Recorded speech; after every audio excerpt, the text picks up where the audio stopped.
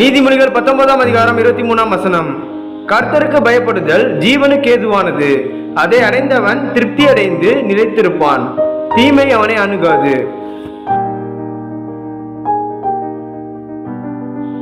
Proverbs chapter 19 verse 23.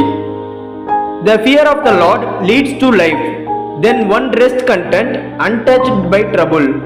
Amen.